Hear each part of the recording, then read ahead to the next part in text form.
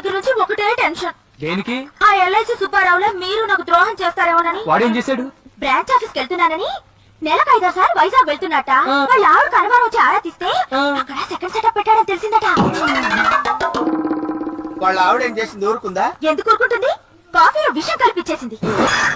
ఏమైంది? వాడు బతికాడా చచ్చాడా? దెబ్బకి చచ్చాడు. ఆ మాత్రం దానికి భర్తను చంపడం పాపం కదా సీత. మహాపాపం. అదే నేనైతే అలా చేసేదాన్ని కాదు. ఏం చేసేదానివి? ఆ విషయం నేనే తాగి చచ్చిపోయేదాన్ని. సీత అంత పని చేయకు. చిచి, నేనెందుకు చేస్తానండి? మీ గురించి నాకు తెలీదు. మీరు శ్రీరాముడు లాంటి వారు. నీ నమ్మకమే నిన్ను కాపాడాలమ్మా. మనీషా గురించి తెలిస్తే సీత నిజంగానే చచ్చిపోతున్నావురా? నిజమే భయ్యా, ఈ విషయం అప్పుడే చెప్పొద్దు భయ్యా. ఎందుకైనా మంచిది కాఫీ టీ తాగేటప్పుడు కొంచెం టెస్ట్ చేసుకో.